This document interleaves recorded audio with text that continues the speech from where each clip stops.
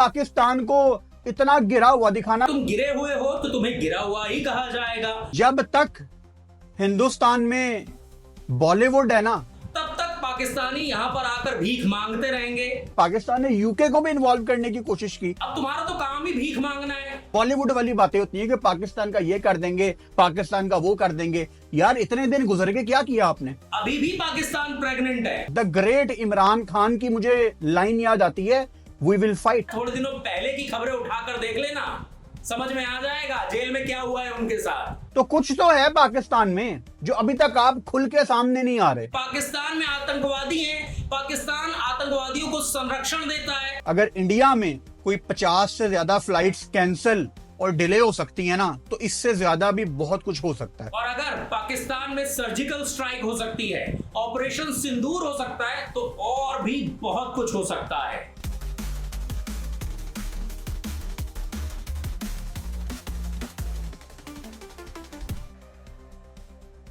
तो भाई जैसा कि आप सभी को मालूम है कि भारत और पाकिस्तान के बीच तनावपूर्ण स्थिति बनी हुई है, कभी भी युद्ध हो सकता है।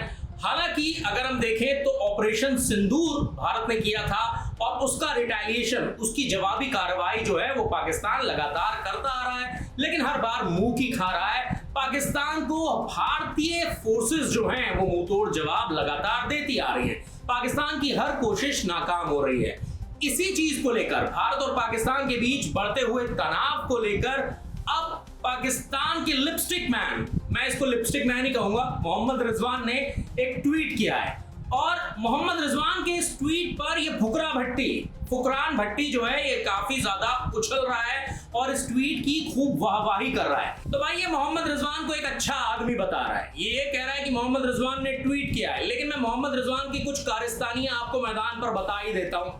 एक तो भाई उसे मौलवी का काम कर लेना चाहिए, क्रिकेट विकेट सब छोड़ देना चाहिए, क्योंकि वो बीच मैदान पर ही नमाज पढ़नी शुरू कर देता है। वो बीच मैदान पर ही बैठ जाता है भाई नमाज पढ़ने के लिए। तो ऐसे में उसको क्रिकेट तो छोड़ ही देना चाहिए, उसे मौलवी बन जाना चाहिए। दूसरी चीज, वो कितना बड़ा फरेबी है, कितना बड़ा झूठा है। कई बार अपनी हैमस्ट्रिंग लेकर मैदान पर लेट जाता है भाई कि मेरे पैर में खिंच गया, मेरा पैर खिंच गया। हर मैच में वो लेट जाता है मैदान पर, आप देख लो इन तस्वीरों में, हर मैच में वो लेट जाता है। कई बार तो वो बैटिंग कर रहा होता है, बैटिंग करते करते गिर भी जाता है। तो उसका ये पाखंड पूरी दुनिया जान चुकी है।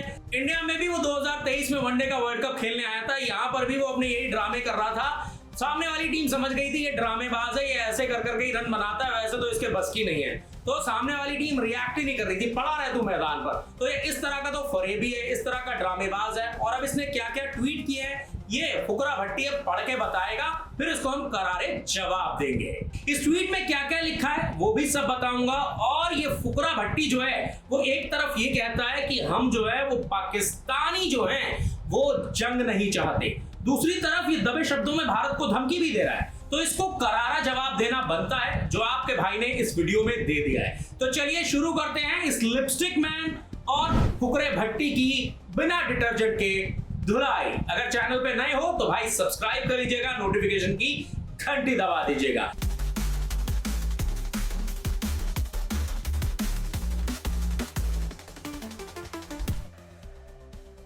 तो चलो भाई पहले आपको बताते हैं कि ये मोहम्मद रिजवान ने ट्वीट क्या किया है। आप तस्वीरों में देख सकते हैं कि मोहम्मद रिजवान ने ये ट्वीट किया है। इस ट्वीट को एक एक लाइन पढ़ के बताएगा ये फुकरा भट्टी, इसको काम पे लगाते हैं और फिर इसको करारा जवाब भी देंगे। तो चलिए क्या लिखा है मोहम्मद रिजवान ने, आपको ये फुकरा भट्टी पढ़ के सुनाएगा। पहली लाइन, हमने अल्लाह सुब्हान तआला के पाक कलाम से ये सीखा है कि जंग मत करो। तो भाई इन्होंने ये सीखा है कि जंग मत करो, लेकिन आतंकवाद को बढ़ावा दो, आतंकवादियों को अपने घर में पनाह दो, आतंकवाद का संरक्षण करो, आतंकवाद को अपने घर में जगह दो।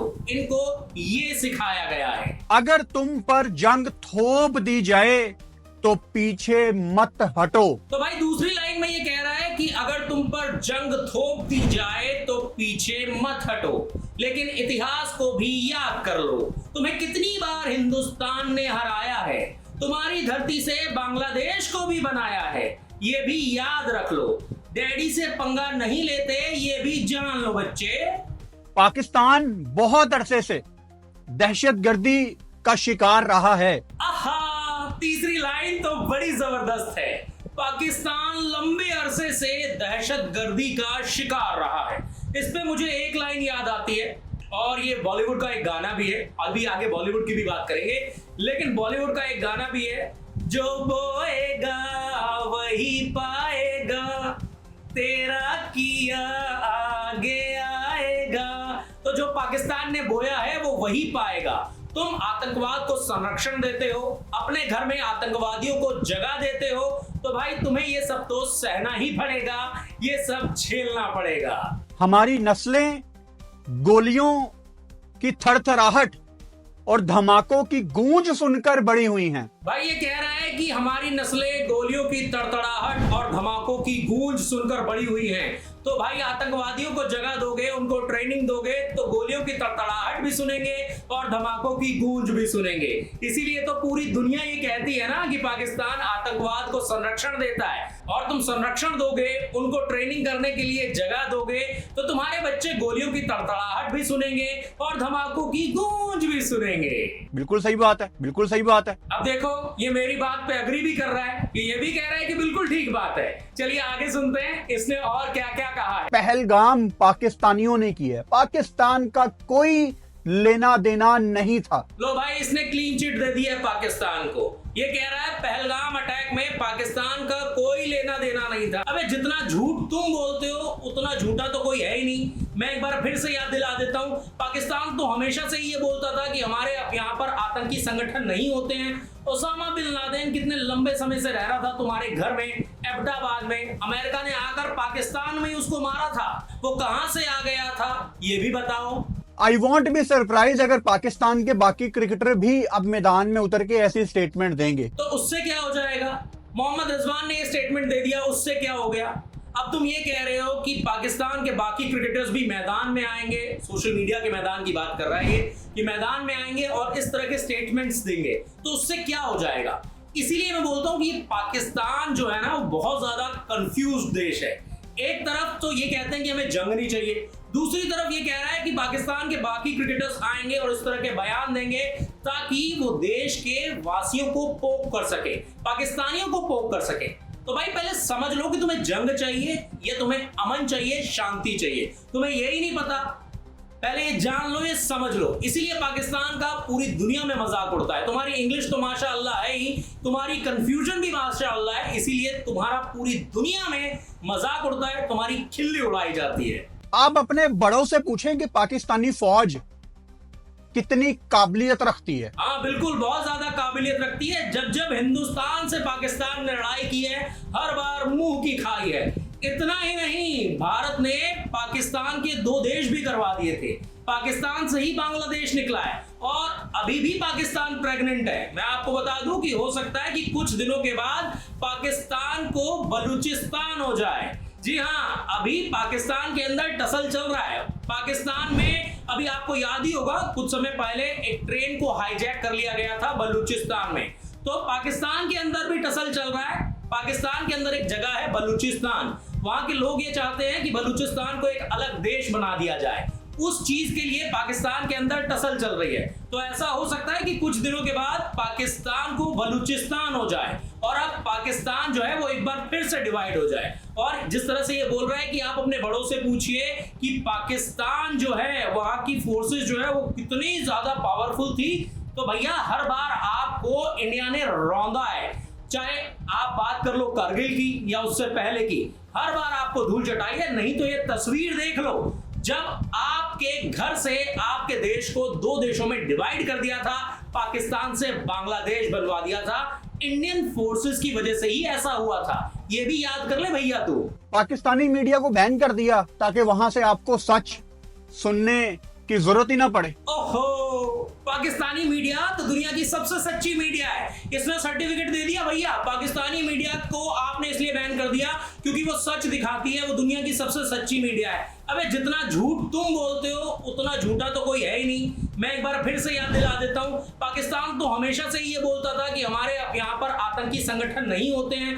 ओसामा बिन लादेन कितने लंबे समय से रह रहा था तुम्हारे घर में, एबटाबाद में। अमेरिका ने आकर पाकिस्तान में उसको मारा था। तब तुम सच्चे थे? बता, तब तुम सच्चे थे? इतना सच बोलता है पाकिस्तान, इतने सच्चे हैं पाकिस्तानी। बात करता है जब तक हिंदुस्तान में बॉलीवुड है ना, तो भाई अब ये बात कर रहा है बॉलीवुड की। ये कह रहा है जब तक हिंदुस्तान में बॉलीवुड है ना, तब तक पाकिस्तानी यहाँ पर आकर भीख मांगते रहेंगे, यहाँ पर आकर काम करते रहेंगे। इन पाकिस्तानियों को बॉलीवुड में काम भी करना है और बॉलीवुड को क्रिटिसाइज भी करना है। ये भिखमंगे पाकिस्तानी यहाँ पर आते हैं, काम करके जाते हैं और फिर पाकिस्तान जाकर बॉलीवुड के अगेंस्ट बोलते हैं। और निकलो ये बॉलीवुड के माइंडसेट से बाहर यार। अबे तुम्हारी पाकिस्तानी इंडस्ट्री तो पैसा कमाती नहीं है, तुम्हारे पाकिस्तान वाले यहाँ पर आकर काम मांगते हैं, काम करते हैं और तू बोल रहे हैं निकलो बॉलीवुड के माइंडसेट से बाहर यार। अबे भिखमंगो, पहले खुद कुछ कमा लो, खुद कुछ बना लो, फिर बोलना यहाँ पर आके बात करना। पाकिस्तान को इतना गिरा हुआ दिखाना मुझे इनकी समझ नहीं आती। तो जो जैसा होगा उसे वैसा ही दिखाया जाएगा। अगर तुम गिरे हुए हो तो तुम्हें गिरा हुआ ही कहा जाएगा, अगर तुम नीच हो तो तुम्हें नीच ही कहा जाएगा। अब पाकिस्तान जो है उसे वही तो बोला जाएगा। बस तुमने नाम पाकिस्तान रख लिया है, वैसे तो तुम ना पाकिस्तान हो। तो कुछ तो है पाकिस्तान में जो अभी तक आप खुल के सामने नहीं आ रहे। हाँ भाई, ये तो हम भी कह रहे हैं कि कुछ तो है पाकिस्तान में। पाकिस्तान में आतंकवादी हैं, पाकिस्तान आतंकवादियों को संरक्षण देता है, पाकिस्तान में आतंकवादी ट्रेन होते हैं, यही तो हम भी कह रहे हैं। कोई ताल्लुक नहीं है पाकिस्तान एलओसी का पहलगाम के साथ यार। लो भाई, ये एक बार फिर से क्लीन चिट देने पे आ गया। कोई ताल्लुक नहीं है पाकिस्तान का पहलगाम से। अबे तू कौन है भाई, तेरे पास क्या सबूत है? सबूत दिखाना। इंडिया ने पूरे सबूत दिए हैं, तभी तो वहां पर जाके मिलिटेंट कैंप पर अटैक किए हैं। बात कर रहा है ये बड़ा है इंटरनेशनल अफेयर्स का जानकार क्लीन चिट देने के लिए। इतने ही सबूत थे तो फिर पाकिस्तान क्यों गया था अमेरिका के पास? क्यों भीख मांगने गए थे वहां पर? बताओ। बॉलीवुड वाली बातें होती है कि पाकिस्तान का ये कर देंगे, पाकिस्तान का वो कर देंगे। यार इतने दिन गुजर के क्या किया आपने? ये भाई सो रहा था, इसको नहीं पता है कि इंडिया ने ऑपरेशन सिंदूर किया है। इससे पहले इंडिया ने पाकिस्तान को ढेर सारी वॉर्स में हराया है। ये इतिहास तो पढ़ते नहीं है, इनको जो इतिहास पढ़ाया जाता है वो दूसरा वाला है। आप समझ रहे हो ना कौन से वाला? वो दूसरे वाला है। अब इनको जो पढ़ाया जाएगा ये तो वही बोलेंगे, ये वही बोल रहा है। इसको एक्चुअल इतिहास तो पता नहीं है। इंडिया ने ऑपरेशन सिंदूर कर दिया, उससे पहले करगिल में भी पाकिस्तान को हराया, उससे पहले पाकिस्तान के 2 देश बनवा दिए। अब एक बार फिर से पाकिस्तान प्रेग्नेंट है, उसे बलूचिस्तान हो सकता है, इसे ये भी नहीं पता होगा। तो ये पढ़े लिखे तो है नहीं, ये दूसरी वाली पढ़ाई करते हैं। समझ रहे हो ना आप कौन सी वाली? हाँ, ये वही वाली पढ़ाई करते हैं। द ग्रेट इमरान खान की मुझे लाइन याद आती है, वी विल फाइट। पहली बात तो ये इमरान खान को ग्रेट कह रहा है, वो इमरान खान जिन्होंने रिटायरमेंट से वापसी ली थी, जिन्होंने रिटायरमेंट से वापसी की थी, क्योंकि इनमें तो आम बात है ना, ये रिटायरमेंट से वापसी कर लेते हैं। शाहिद अफरीदी ने भी की थी, मोहम्मद आमिर ने भी की थी, इमरान खान ने भी की थी। तो उनको ये ग्रेट कह रहा है। हालांकि पाकिस्तान को उन्होंने वर्ल्ड चैंपियन भी बनाया था, 1992 में वर्ल्ड कप भी जिताया था। तो अब ये इमरान खान को ग्रेट कहते हुए ये बता रहा है कि वी विल फाइट। कौन सी नई बात बता रहा है भाई? वहां तो तुम्हारी सेना भी कू कर देती है, सेना ही कई बार प्रधानमंत्री को हटा देती है। जो सेना अध्यक्ष होता है वो कू कर देता है और प्रधानमंत्री भाग जाता है रातों रात। याद है या याद दिलाऊं? तो तुम्हारे यहाँ तो वी विल फाइट का चक्कर चलता ही रहता है, तुम तो आपस में ही लड़ते रहते हो। लेकिन हमारे देश में ऐसा नहीं होता। और जिसको तू द ग्रेट इमरान खान बोल रहा है वो इन दिनों जेल में है, और किस तरह का सलूक उनके साथ किया जा रहा है थोड़े दिनों पहले की खबरें उठाकर देख लेना, समझ में आ जाएगा जेल में क्या हुआ है उनके साथ। तो यहाँ पे कुछ होगा तो बचेगा, तो वहां पे भी कुछ नहीं। लेकिन ये सब हम नहीं चाहते भाई। अब देखो भाई, ये धमकी दे रहा है, ये कह रहा है कि अगर पाकिस्तान में कुछ होगा तो भारत में कुछ नहीं बचेगा, लेकिन हम ये कुछ नहीं चाहते। अबे कंफ्यूज्ड आदमी, या तो जंग की बात कर या फिर शांति की बात कर। एक तरफ तो कह रहा है कि हम जंग नहीं चाहते, दूसरी तरफ तो भारत को ये धमकी भी दे रहा है कि अगर पाकिस्तान में कुछ हुआ तो बचेगा तो हिंदुस्तान भी नहीं।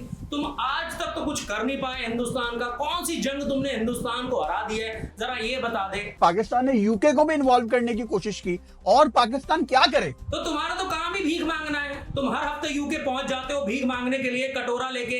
हर हफ्ते तुम्हें थोड़ी भीख देगा यूके, इसीलिए पूरी दुनिया तुम्हें भिखमंगा कहती है, फटीचर कहती है। लोगों को ये लाजमी पता होना चाहिए कि अगर धर्मशाला से मैच अहमदाबाद में जा सकते हैं ना, तो तुम्हें भी ये पता होना चाहिए कि अगर रावलपिंडी में स्टेडियम पर अटैक हो सकता है, लाहौर में अटैक हो सकता है, कराची में अटैक हो सकता है, तो और भी बहुत कुछ हो सकता है। अगर इंडिया में कोई 50 से ज्यादा फ्लाइट्स कैंसिल और डिले हो सकती है ना, तो इससे ज्यादा भी बहुत कुछ हो सकता है। और अगर पाकिस्तान में सर्जिकल स्ट्राइक हो सकती है, ऑपरेशन सिंदूर हो सकता है, तो और भी बहुत कुछ हो सकता है। अगर पाकिस्तान में ऐसी सिचुएशन बन गई है तो आप तो 30-40 किलोमीटर दूर आपके घर, आपकी आबादी है पाकिस्तान से, वहां भी ऐसे हालात हो सकते हैं। तो ये तो पाकिस्तान में भी हो सकता है, इनफैक्ट पाकिस्तान में तो हो ही रहा है। भाई तुम्हारे घर में, तुम्हारे यहाँ पर मिलिटेंट्स रहते हैं, तुम मिलिटेंट्स को संरक्षण देते हो, हैं? एक तो चोरी, ऊपर से सीना चोरी, पूरी दुनिया तुम्हारे पर थू थू कर रही है, तुम्हें शर्म नहीं आ रही? आएगी भी क्यों, तुम तो हो ही बेशरम। तो भाई देखा आपने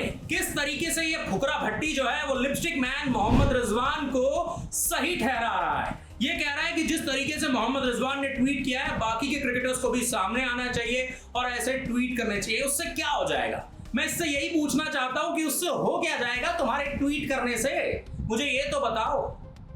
पहले अपनी हरकतें सुधारो, अपने देश में आतंकवाद को बढ़ावा देना बंद करो, अपने देश के आतंकवादी कैंप बंद करो, उसके बाद ही तुम्हारे देश में कुछ सही हो पाएगा। लेकिन इन्हें अच्छी बातें तो समझ में आती नहीं है, इन्होंने बस अपने देश का नाम पाकिस्तान रख लिया, लेकिन इनके इरादे तो नापाक ही हैं। लेकिन जब जब ये हिंदुस्तान पर जबानी हमला करेंगे तो भाई आपका भाई इनको ऐसे ही जवाब देता रहेगा और ऐसे ही इनकी बजाता रहेगा। मुझे पूरी उम्मीद है कि आपको ये वीडियो काफी ज्यादा पसंद आया होगा। अगर आपको ये वीडियो पसंद आया तो इसे ज्यादा से ज्यादा शेयर कर दो, ज्यादा से ज्यादा फैला दो, ताकि हर हिंदुस्तानी को पता चले कि इन पाकिस्तानियों की सोच क्या है। इसके अलावा चैनल को सब्सक्राइब करना बिल्कुल मत भूलना भाई। तो आज के इस वीडियो में इतना ही, मुझे दीजिए इजाजत। लेकिन जो भी इंडिया के खिलाफ बोलेगा उसका बाजा तुम्हारा भाई ऐसे ही बजाता रहेगा। तो आज के लिए बस इतना ही, बाय बाय, टेक केयर।